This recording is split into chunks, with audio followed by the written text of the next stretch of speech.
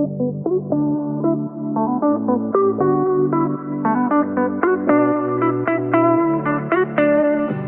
listening to the Reality of It All podcast, candid conversations about today's hot topics.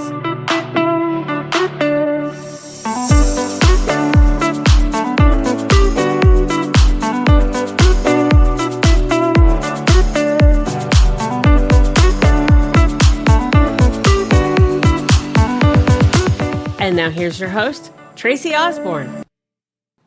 Hey everybody, welcome back to the show. I have a fantastic guest today, and she has quite the brave story to tell. Stephanie Motter is a female whistleblower, and she has a very compelling story about how she took on corporate America, specifically the Irvine Company. Never minding the fact that there is a tendency for female whistleblowers, especially, to experience more retaliation than male whistleblowers. And she absolutely experienced this retaliation.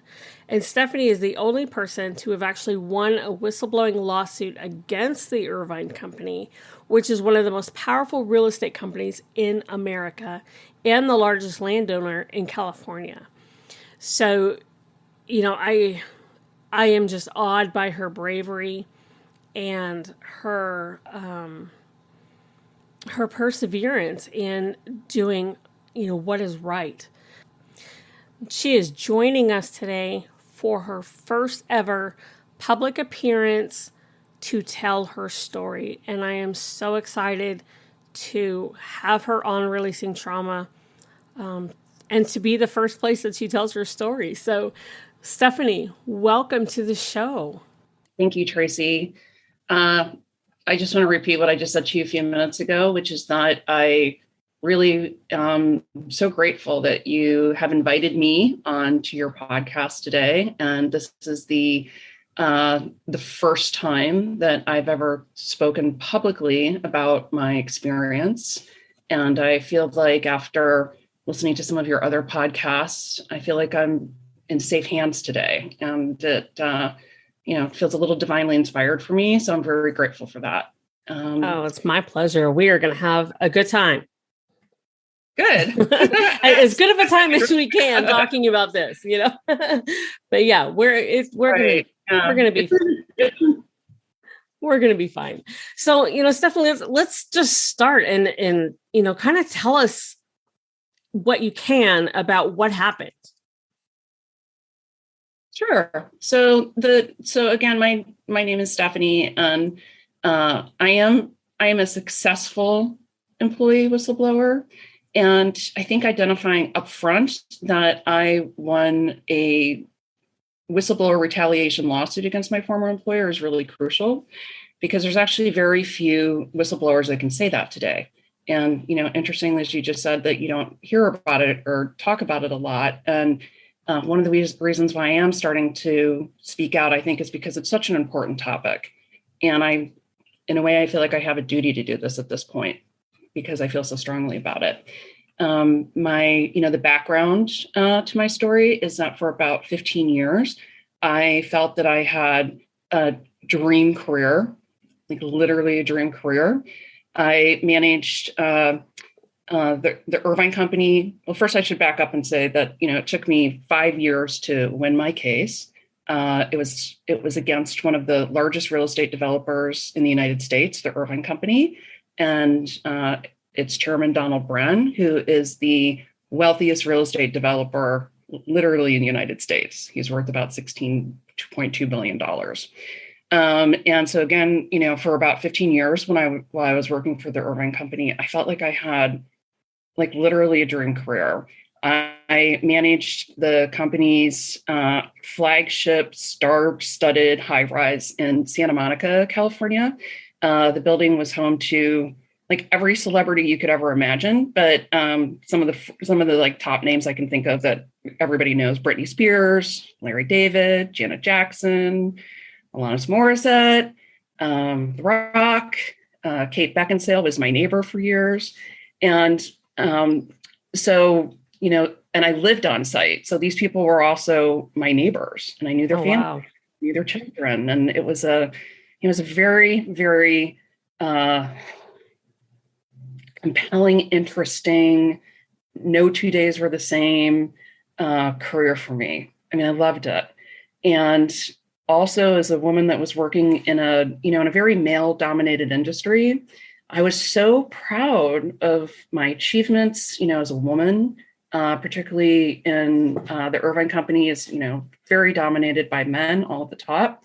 And I really planned on working there until I retired. I had no plans on leaving. Everybody used to say, like, where will she go after? Where would you ever go? And I wasn't planning on going anywhere.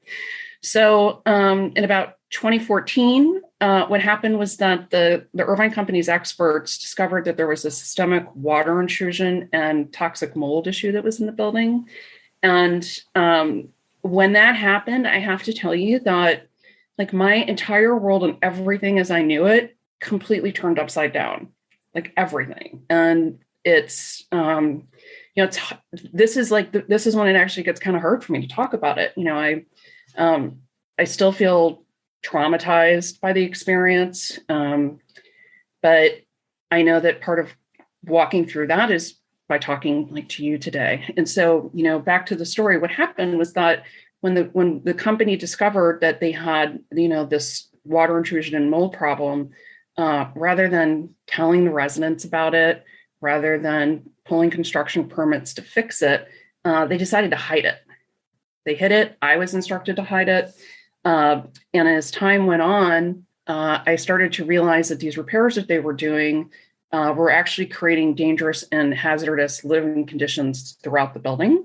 And so then, I mean, it's, becoming a whistleblower is a process and not an event, something that nobody ever wants to, it's like, you don't ever really want to believe that these things are true when you're watching it. But as I really became aware of how dangerous some of these conditions were, what I did was that I reported it internally. I ultimately reported it to Donald Bren, who is the chairman of the company. And when I made that report, what happened was that instead of them investigating the concerns that I had, they actually decided to investigate me. I was the only thing that they investigated. So suddenly here I was, in a very, always thought of being such a successful person with the company to suddenly everything turned in an instant. And they were, they started retaliating against me. And of course I was up against, a billionaire worth $16.2 billion. And so what happened is that after I came forward externally as a whistleblower in September of 2014, and then at that point, the company,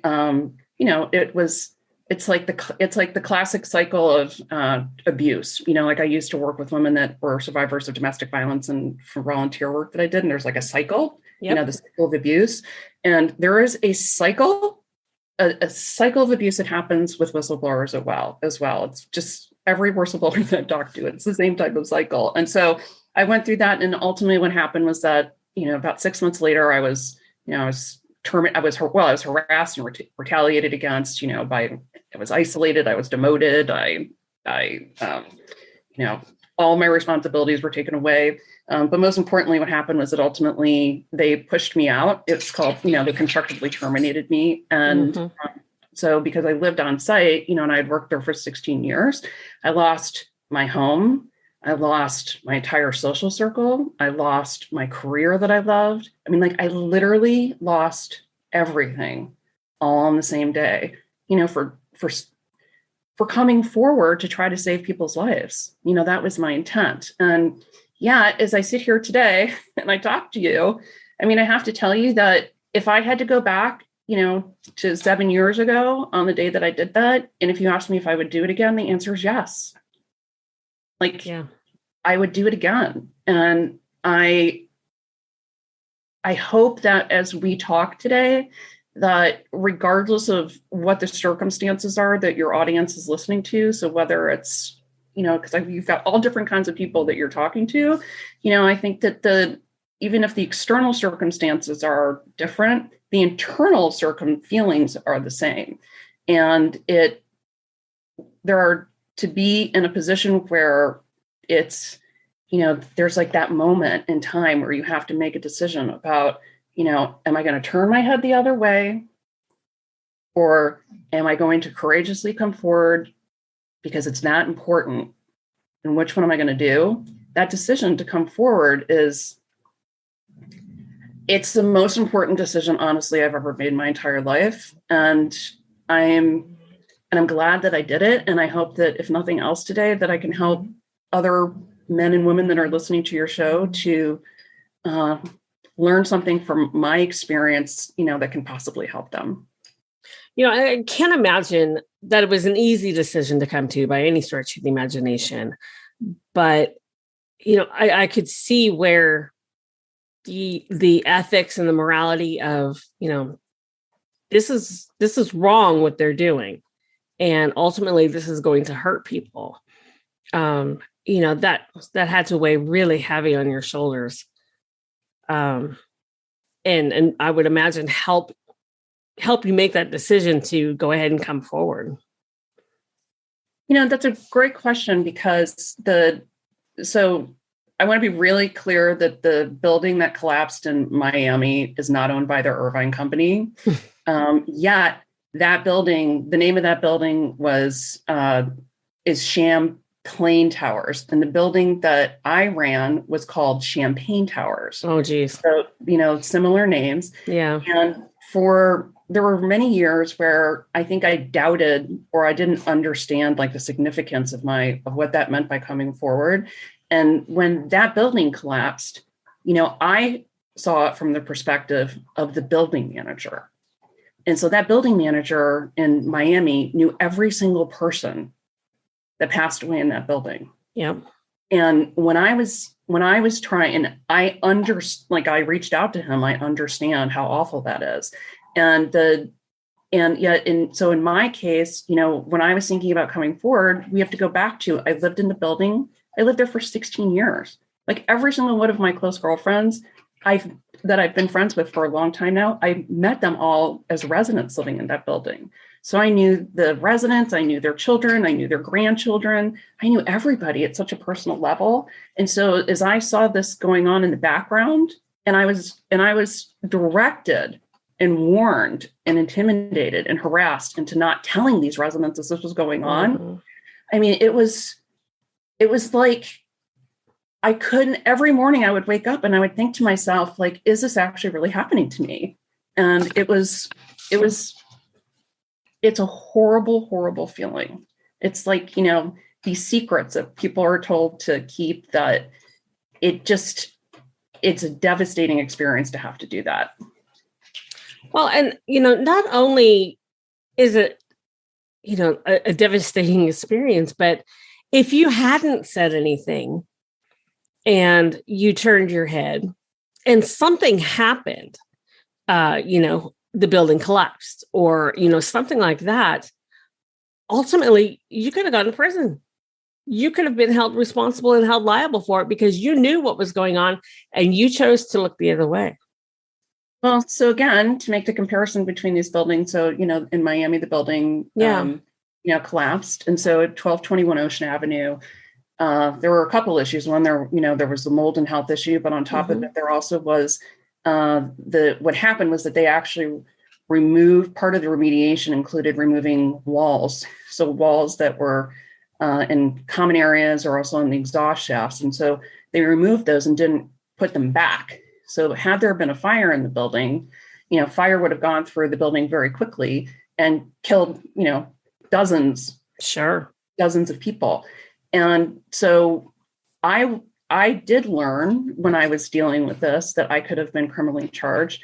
And the manager of the building in Miami, it now has a wrongful death suit against him for all of those managers. What happens is that whereas, I didn't have the power to change the behavior of what the Irvine Company was doing at that time. I guess I never did. But, the truth is that when the problems happen, and so even when it happened, when I came forward, the Irvine Company originally pointed the finger at me. They literally pointed the finger at me and they tried to blame me for their actions. Well, And sure. It covers their butt if you're the one that's responsible. yes, it's when you think about it, it's we grow up, and at least I know I grew up, and our family tell us, we're told, like, no matter what, always tell the truth. Like, the most important thing is that, we grow up and we tell the truth. And so when we grow up and tell the truth and then are punished for it in such a devastating way, it's an incredibly traumatizing experience to go through. I can't even begin to imagine. I mean, you've got these powerful guys, the CEO, and I'm sure all the lawyers and, all of that coming down on you and pointing the finger and pressuring you. It had to have made you feel very small and very vulnerable. That's a really great point. I think that I felt like I feel like I was dismissed at every level. Mm-hmm. I feel like as a woman, I mean, I have to say that I think that women and men are treated differently in these circumstances. And I think that both and all experiences are very important. I want to be really clear about that. So, but the experiences between men and women are different. So I just spoke to a gentleman who was had a very high ranking position at the LAPD over the weekend. And he was a whistleblower, and he said he was a snitch. He was considered like a traitor. It was like the things, the feelings and the reactions that he had to deal with were one. In my case, they told me that, I just didn't understand. It was, I was told, like, these are judgment calls and you don't, like, we just want to come and have HR talk to you about this. It was a very, very different experience for me. And you're right. I was very vulnerable because, I was 49, single, I lived, worked, money, everything came from my career. And then I worked for a billionaire and the largest landowner in the state of California.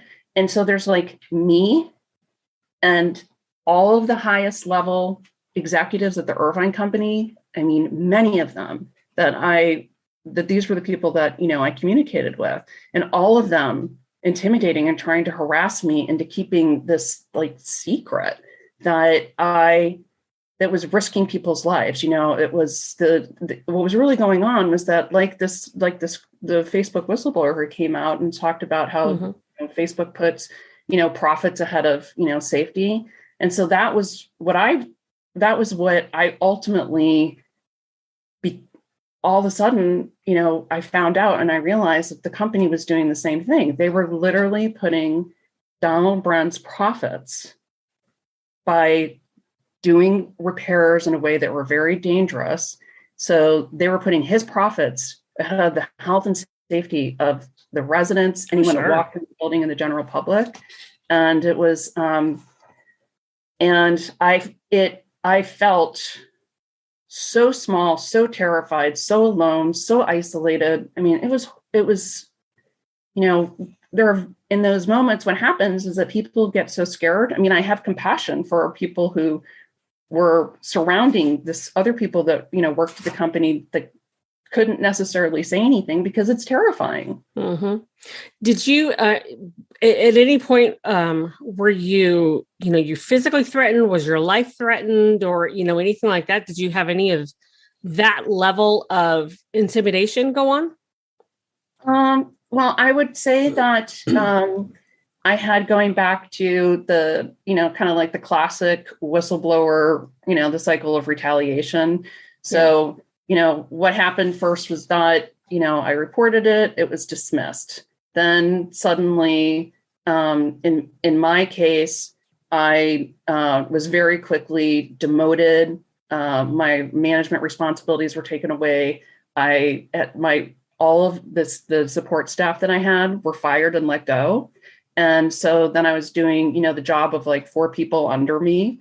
One of the things that the company did was that all of the people that I named in my initial complaint, the company required that I drove to Orange County, which was about an hour and a half from where I worked, once a week for this new meeting that I had never attended, where I literally had to walk in and I was the only woman in the room with like 8 men. that were all the guys, all the people that were responsible for what was going on. And then they were investigating me. Within less than 30 days, I received a so-called like a warning, a written warning that I was essentially like incompetent at my position and that I was threatened to be fired.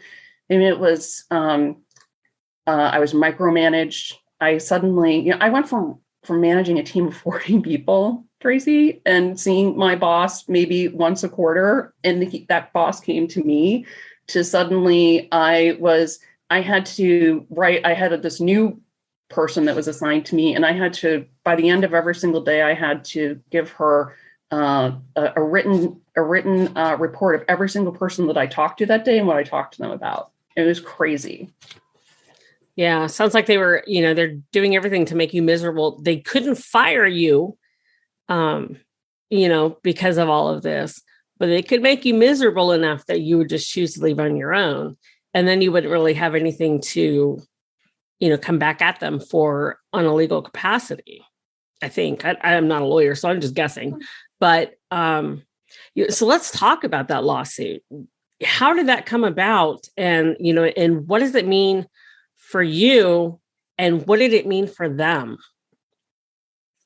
That is a great question. So I'd like to start with, what does it mean for me?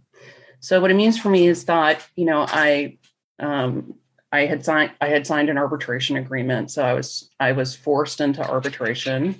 And so it took me 5 years to actually get from the place of losing my position, because, companies, what they do is they do everything that they can to delay these things. And after many delays, finally, I went through an arbitration. The arbitration took, it was a retired judge who he literally changed my life because of his verdict, and his ruling.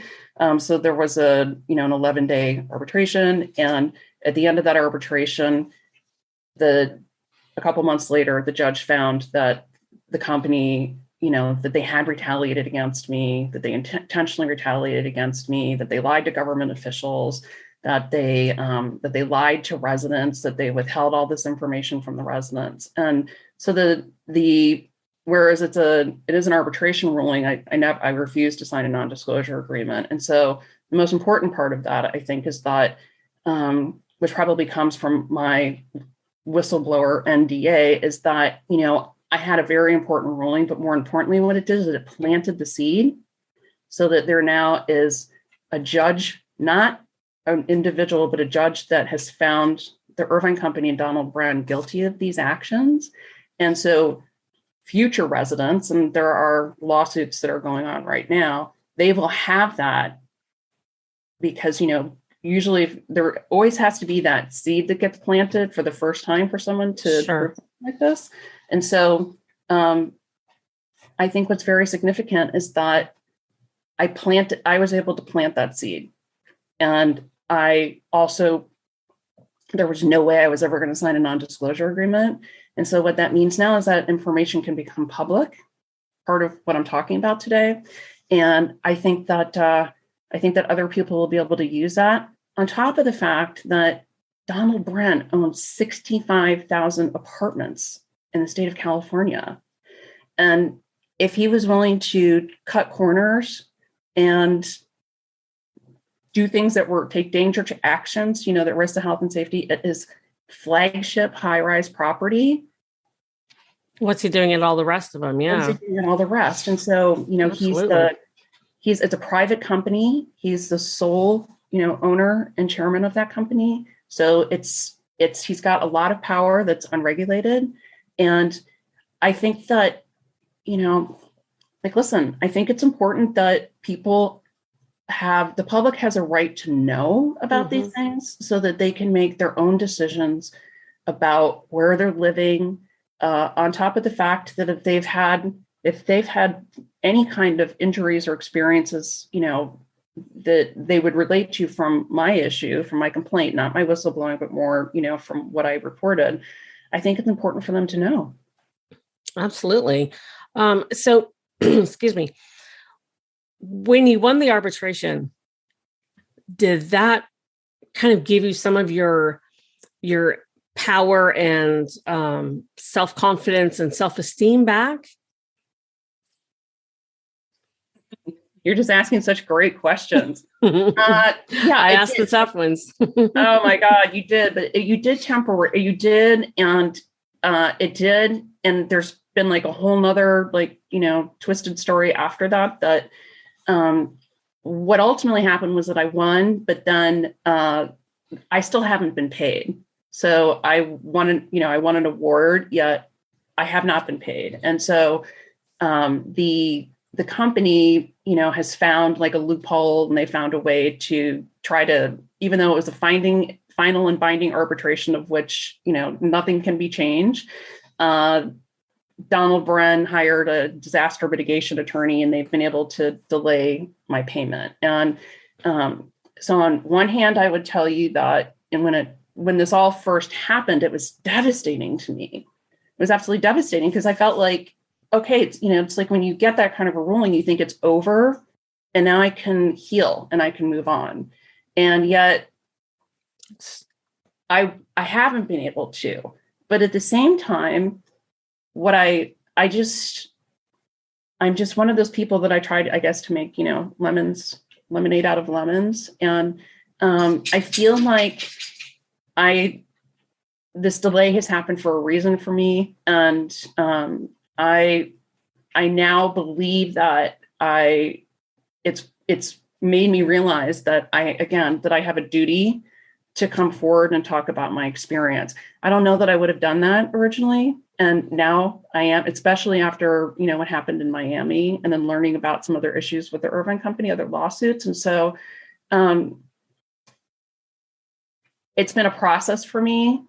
And interesting enough, just sitting here and talking to you today for the very first time, it's making me realize that that the only way I'm ever going to get past this is actually by talking about it. Oh yeah, absolutely. And I can tell you from experience, the more you talk about it, and the more you talk to other whistleblowers, the more you help other whistleblowers, and other people in those kinds of situations, the more healing it is. Yes, absolutely. And I know that you don't have a closure at the moment because they're dragging this out. But that doesn't mean you can't heal. It doesn't mean that you can't start on your healing journey. Sure, you've still got this door open that you need to get closed, but while you're waiting to close it, you can start opening some other doors and letting go of some of the trauma and the guilt and the shame and the fear and the anger and all of that you've experienced over the past few years. And you are the first step to me doing that. Good. I mean, that's really significant. I want you to know that. It's really important. I mean, I know that, I could tell that by reading about you that you're doing this to try to help other people. Mm-hmm. And so, you're those people that show up in our lives that give us that like first opportunity to change our lives. It's important. Oh, absolutely. It is. And, and I want to say that I am absolutely proud of you for having the bravery and the courage to not only just come on the show and talk to me today, but to do this period, to, step up against these guys and say, look, what you're doing is wrong. And something's got to be done about it. That takes some serious bravery and courage. And, I have to applaud you for that. Absolutely. That's going to make me cry. That's right. I'm tearing up too. I know. Yeah. And it's, it's interesting because there's this act that was just passed in California, and there's another one that's in New York, it's into California. It's the Silence No More Act. And so, I've decided that as this is all going on, I've really decided that I now need to, so like with the Me Too movement, what happened is that sexual harassment was illegal for years, but it wasn't until the Me Too movement that those laws were actually enforced. And so I am someone that understands at the deepest level that the laws for whistleblowers against retaliation are not enforced. I was retaliated against. I was forced into arbitration. I won my case. Now I wasn't paid. I've been blackballed from my industry. Like everything that's not supposed to happen to a whistleblower has actually happened to me. And so I feel like my next step in this is to do essentially what happened with the Me Too movement, but for whistleblowers, to bring awareness to the public, because, like I'd only seen movies before, and I always, so it's like my image of who a whistleblower was, like an extreme circumstance. But then there's me, like the girl next door who became, with a dream career, who then turns into like the whistleblower next door. And I think that people need to learn and understand more about who whistleblowers are, why they come forward. Like, why do we do this? It's like, what's the, because it's at such a great cost. And I don't know that the people truly understand that. I also think that, I can tell you that 7 years ago, if you would have said to me, like, what is the possibility that you will ever be in this position where you'll become a whistleblower and you have to step forward, I would have said 0. And, here I am today. And so, and I think that when people like me are put into this position, I think that like the public reaction should be deep compassion, not retaliation, isolation, and, being just like dismissed from society.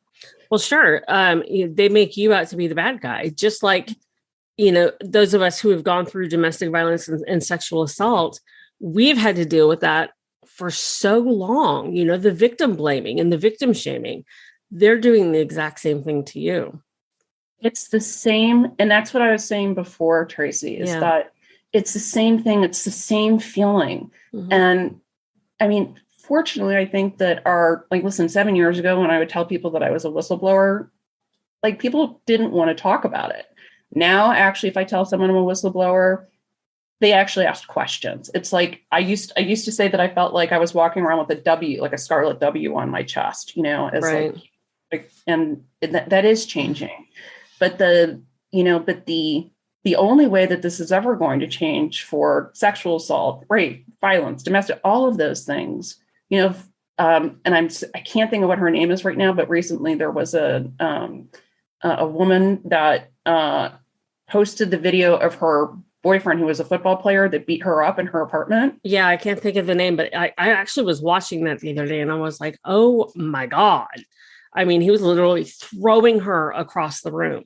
I have goosebumps because that for me was a game changer to see that. Mm-hmm. Like you hear about it, but then you see something like that. And then you think about how long has that been going on, that she's been dealing with this. And like, as I watched it, the thing that impacted me the most was how like her reactions were like, she was at fault, right? Initially in those videos. And then thank God, it sounds like she's got people that have come up to help her. And, I think that for women in our society, the way that we are able to facilitate change is that we have to come together and speak out. And when we do that, so my particular topic, whistleblowing, is a new one. And I know it's going to take a lot of work, but, I'm really committed to it. But I also think at the same time that, like, just by talking to you today, like our experiences are different. Our external experiences are different, but our internal feelings are the same. Yeah. And it is, it's like imperative. I can tell, I know right now by talking to you today, it is like imperative for me to start talking about this, because, I have deep concerns about how many other people are out there right now that are dealing with the same type of situation, and they are so terrified to come forward. Mm-hmm. We have to change that. Absolutely. And the only way you're going to change that is by doing what you're doing, coming forward and talking and making people aware, and, bringing out others who have gone through the same thing so that they know that they're not alone and that it's okay for them to come out and talk about it. Yes. And just knowing, as I went through my process, I have to tell you that there was not a single person that I was ever to speak to, that I ever had the opportunity to speak to, who had gone through what I went through. Yeah. And that was one of the things that drove me into such terrible isolation.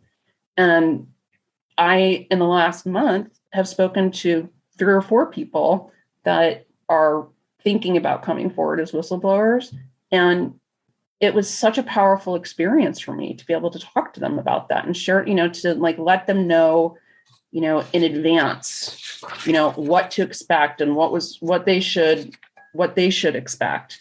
And it felt so good to be able to, for me, it felt very good to be able to share that. And I would just say to your listeners today that if you have, anyone that's listening out there that, is thinking about, is in a work situation where they're afraid to come forward, I would be happy to help them. I would be happy to talk to them. That's awesome. Thank you, Stephanie. Thank you so much for coming on and letting me be your first. It's been a long time since I've been somebody's first, so that's great. I really appreciate it. And, and again, I am so proud of you. I really, really am, because I know how hard it is to come out and speak about your experiences and your story. Yes, our experiences are different, but it's still very, very hard to do. So I am very proud of you. Thank you for what you're doing. I think that it's your podcast and what you're doing right now, the topics that you're covering, I think are really important. And you ask great questions. Well, thank you. And you made me feel extremely comfortable. Good. That's great.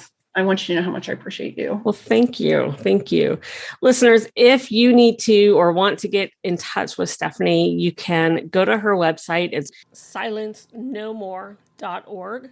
I will have that in the show notes for you. So just head over to therealityofitall.com/podcast, pull up Stephanie's episode, and her contact information will all be in the show notes for you so that you can reach out and get some advice and input if you are in this kind of a situation. And again, Stephanie, thank you for coming on the show. Listeners, thank you for tuning in. We'll talk to you next time. That's it for today's show. Thanks for listening. Be sure you subscribe to us on your favorite podcast platform. Don't forget to follow us on Facebook, Twitter, Pinterest, Instagram, and TikTok.